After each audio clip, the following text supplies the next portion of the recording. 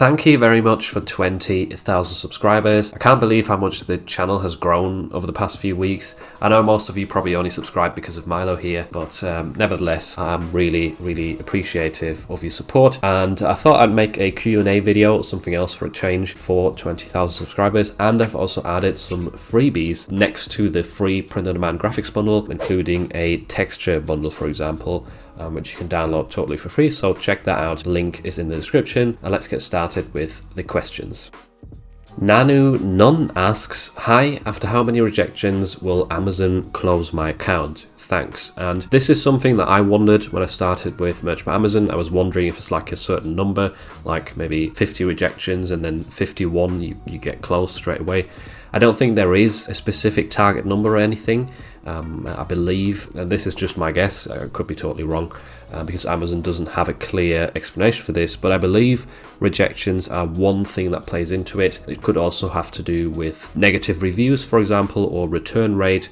I'm guessing that many factors play into your account rating in a sense, and if the rating gets too low or stays too low for a long time, then you might get your account closed. I would say, this is just my guess once again, but I would say if you're uploading like thousands and thousands of products and you get like 10 or 20 rejections a month every now and then, because the rate of rejections compared to the amount of stuff you're uploading is quite low, then that might not be as bad as if you're getting 20 or 30 rejections in tier 10 where you don't really upload very much. Yeah, this is, like I said, this is just me speculating. We don't really know for sure, so obviously it's best to avoid rejections wherever possible. And the common consensus is also that the type of rejection really matters here. So if you've ticked the youth box on an alcohol themed design, for example, and you get a rejection for that, it's not as bad as getting a rejection because you uploaded a listing that had Disney or Star Wars in the listing data or on your design, because that's obviously quite an extreme IP infringement,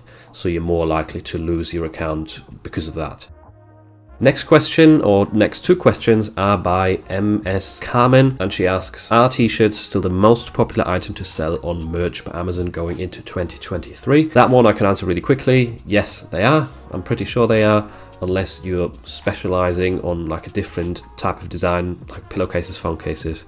I think most people buy t-shirts, right? You don't really buy 10 or 20 phone cases a year or 10 or 20 sweatshirts. You're more likely to buy a lot more t-shirts, and it does really show and reflect in my personal sales, so I think it's not really going to change going forward. And our second question is, if you have shops like Etsy, what are your thoughts on expanding into selling digital items in terms of difficulty to succeed? The concern I have with digital items is that it's so easy for someone to share it with another person because it's a digital file. That's true. It is really easy for people to, in a sense, share your file after they've bought it, even if you don't allow it. Obviously, there's no way to police it really. But I don't really see that as a big reason to not sell digital items. I think they're a nice, easy extra income stream to add as a print-on-demand seller. Especially My Designs makes it really easy. You can just bulk publish digital designs and make them available for download on Etsy, for example. So I think there's a definitely opportunity there. I've personally tried it. Like, I started doing that last year. I don't find it as easy to get to the same level of sales as with print on demand, but that might be because I'm not spending that much time focusing on digital downloads. But especially if you look into creating bundles as well with more files, Etsy is obviously the obvious place to sell digital files, but you can also do that on Creative Fabrica or Creative Market, for example.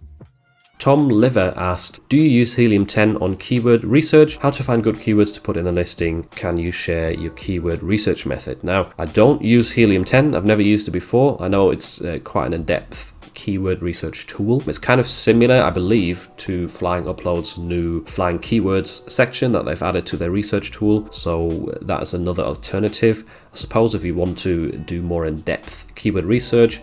And PODCS also has a section for keywords, for example, and that shows you like the search volume if that's what you're after. Now, personally, I don't dig that deep. I usually look for free tools that just share some of the more popular tags or keywords with you that are related to your primary keyword. And then I try and put them into the phrases within my listing, and obviously the most relevant ones in the title. If you are wondering actually how I find keywords and how I write my listings, I have a video dedicated to that topic. It's quite in depth, so it might be worth checking that out for you in case you missed it. It is quite old now, so I wouldn't be surprised. But yeah, I don't use any paid research methods really, although I do think they can help you with actually using more keywords that have higher search volume if you want to spend the extra time in that area. And here we go, Milo's giving up again as usual, just likes to go to sleep in my armpit. God knows why. Java Haha asks, Evergreen or Trends, which one is generating more sales for you? So this one's easy. Evergreen, definitely, but my percentage of Evergreen to trend designs is very, very skewed. So it's probably like 95% Evergreen, if not more, because I've created so many scalable designs. That definitely really helps. And that's not to say that you can't make sales with trends. I do think they're a valid option for beginners who are especially trying to get tiered up on Amazon. For the long run, for consistent income, I would say go down the Evergreen route. It's just going to be less hassle. It's more passive income in a sense, because trends are something you have to keep chasing. Once they stop, your sales also stop. So yeah, Evergreen is the way to go in my opinion. What free or paid platforms to use for upscaling the image that already got scaled by Midjourney's beta upscaler? That's an interesting question. I did just do quite a bit of research into this, and there's not many free options, unfortunately. Oftentimes you can test the tool for free. For example, Nightmare AI, the one I've been using a lot, you now have a limited amount of free uses, which seems to work fine for me. Their quality is really good. But I also found a website called waifuxl.com, I think, which does actually offer complete upscales for free, even like really high quality upscales up to like 8 times, I think, 8 times the size. So that's something worth checking out. I also uploaded a video just the other day comparing various different platforms in terms of quality and price and how many free uses they offer, so that might be worth checking out for you. But if anyone knows some really good free tools, just comment them down below. I'd be curious to check them out and maybe make a video about them. Krishnanj W, sorry if that name is pronounced wrong, asks, what would you do different with the wisdom you've gained along the way if you were to start Amazon merch again from tier 10? If nothing changes in terms of my location, I'd just once again upload Evergreen shirts and buy them myself as gifts as quickly as possible, just to get out of the lower tiers, or create designs for my friends if I don't have the money. So in terms of my tier 10 strategy, that wouldn't have really changed. Just being in the lower tiers on Amazon, I would have definitely tried to find good low competition trends sooner, because as soon as I got tiered up to tier 25, I was just focusing on trying to sell evergreens, which is really hard if you have a small amount of slots. Like, evergreen designs are great, but you do have to really get some space in terms of how many listings you can upload to really test what works. With 25 designs, or even in tier 100 with 100 designs, that's really difficult. So I would have focused more on trying to tier up quickly through trends before focusing on doubling down on evergreen designs. And Adam Young from Side Hustles Simplified asks, where do you see yourself in 1, 3 or 5 years with print on demand? This is a really good question, and I hadn't really thought about it until you asked this, but essentially in 1 year, or my sort of 1 year plan, is to focus more on finding sort of best selling designs rather than going quantity, which I have been doing for the past year or 2 years with lots of scalable designs. I'm going to scale back in terms of quantity and focus heavily on quality to try and find more best-selling designs, because as good as scalables are to build up like a consistent sale pool of evergreen designs, they're rarely those sort of ones that just get a ton of sales. At least from my experience, it's rare that you get scalable designs that just get you like, I don't know, 100 sales a month. They're the ones that sell like 5 or 10 times a month and obviously add up with time. So that's in terms of short time, 1 year. 3 or 5 years, it's hard to say. What I definitely want to do is I want to find more platforms to sell on, because there is definitely still some out there. It's just a really good feeling, at least in my opinion, to start getting sales on a completely new platform. Like, if I get new sales on Amazon, it doesn't really have the same effect anymore as getting a new sale somewhere else where I've never sold before. So that's definitely something, expand even further. And a goal of mine is sort of to reach the level that QnA is operating at. If any of you don't know about him, he does share his income or his sales sometimes, and last Q4, I think it was during October for Halloween, he did like 20k or something profit. So that's sort of the level that I'm aiming to reach within the next 3 to 5 years as well. And the next question is by Mick Lynch. Do you think Amazon will add any new products this year? And which product would you most like to see? Now, I really hope they add new products. I think they might. I mean, why not? It would help them expand. And most likely I would like to see mugs, I think, because I personally on Etsy, for example, have seen a lot more success with mugs than with t-shirts. And they're a good alternative to t-shirts because mugs are the kind of product, they're sitting at the $20 mark, similar to t-shirts, and you can gift them quite easily to people because you can never have enough mugs. Whereas, something like a phone case, you only really need once and you're not going to be swapping every 2 days. So yeah, mugs, I really hope they add them. That would be amazing with the Prime feature as well, to obviously save on the shipping costs and make it really good for customers. Because at the moment I do sell some mugs through Seller Central, and there obviously the annoying part is you have to filter in or you have to add in the shipping price through your production partner. And also stickers, I think they're really missing out there. Obviously that's a bit harder with the free shipping to offer stickers, I guess, at like a $2, $3 price point, but I think there's a lot of money that's left on the table because stickers can do really well as well. Once again, on Amazon through Seller Central or on Redbubble, they do really well. So there's the big market for that. Merch for Amazon doesn't really cover that yet. Oh, and I nearly forgot hats. I think hats are a bit overdue as well because they have a ton of potential and also an interesting sort of new area to look into in terms of the designs, because not all the designs we upload to our t-shirts would necessarily work on a hat. The next question is, can I sell AI generated t-shirt designs? Currently, the rules are yes, you can. Most marketplaces that I emailed don't seem to have a problem with it. I made a video specifically asking different marketplaces what they think about AI generated designs. And obviously if you have a commercial license, like Midjourney for example with the subscription plans, if you have a commercial license to use the graphics, then yes, that's fine. What doesn't apply to AI generated designs is copyright. So if you do have an image that was generated by AI and you upload it to a t-shirt, then anyone could legally steal it in a sense and use it themselves as well. Because copyright doesn't seem to apply there. But if you modify the designs and make them your own, mix them with other graphics, I don't think that's the case anymore, and then it's actually copyrighted and legally you shouldn't be allowed to copy it, but it's not going to stop people, so I don't see that as a big problem. But generally, yes, it is allowed as of now.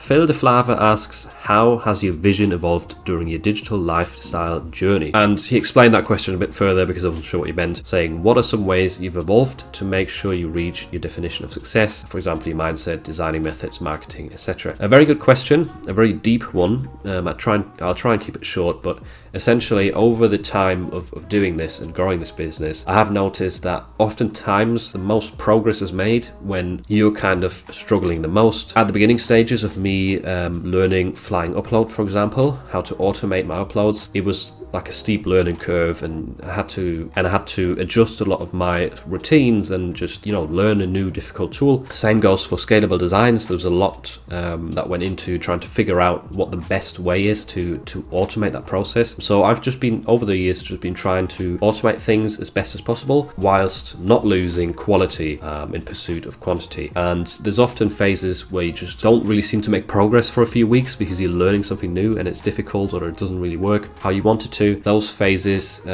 looking back now, is what you really have to embrace, because if you don't challenge yourself, if you just keep doing the same stuff that you learned on day one and you're not seeing success, then you probably are doing something wrong, or you could be doing something better. In terms of designing methods, I mean, they have evolved into looking into more tools.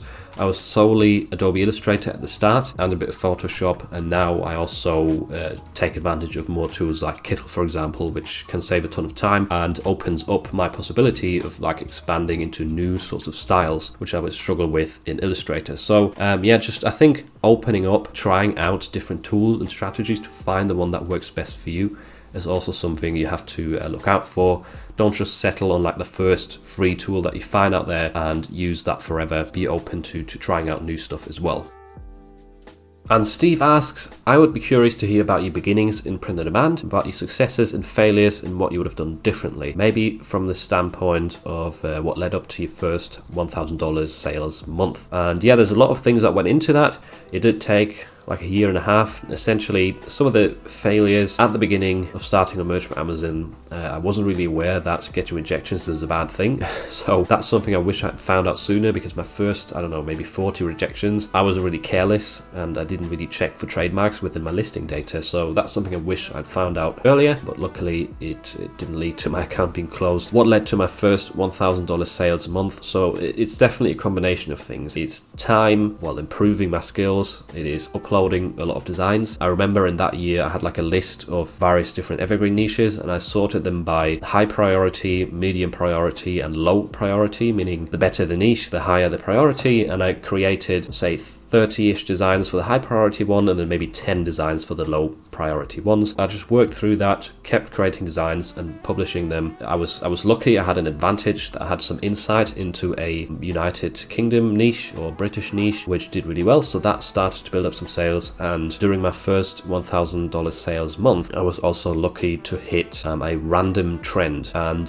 the thing is, you might say, well, lucky doesn't help me. The more designs you upload and the more consistent you are, the more you're sort of provoking luck to happen to you as well. But essentially what happened to me is I had a design with a funny phrase for just a random evergreen niche, and for some reason in a movie that came out that year, someone was wearing a t-shirt with that same phrase on it, and I suddenly started getting a lot of sales for this evergreen design. And it took me a few days to figure out it was because of that movie. People saw the funny t-shirt in the movie, looked for it on Amazon, and I was one of the only options there just by chance, right? I didn't have that planned, so that helped me. But yeah, after that I don't think I've dropped below $1,000 again, so that design has stopped selling now. It's not trending anymore, but still the evergreen designs persisted. So that's really what helped me, is just building up a bigger portfolio of evergreen designs across multiple different platforms. Java Haha asks once again, how do you improve your design skills? Sometimes I'm stuck in copycat. And yeah, that's a good question. Sometimes we have a bit of a block and can't really come up with new ideas. The way I usually do it when I approach a new niche is I scroll through different marketplaces, not just Amazon. I look through Etsy as well, through Redbubble, TeePublic, and I take screenshots of some designs that I really like the look of, and I paste all of those screenshots into my document, sort of around the edge of the canvas, and then I use those for inspiration. And if I like a phrase, then I look at the different styles and sort of mix and match, or well, think of my own ideas as well to add to that. Without copying one design specifically, you can sort of come up with new ways or to design something by being inspired by a pool of designs that you've taken screenshots of. So maybe that's something worth trying for you. Maybe you need to try and find some more inspiration before you start designing, and that's done by just looking through the marketplaces and seeing what other people do. You could also look on graphics websites like Vexels. Obviously they have really professional graphic designers there and t-shirt designs, so you could use that just for inspiration.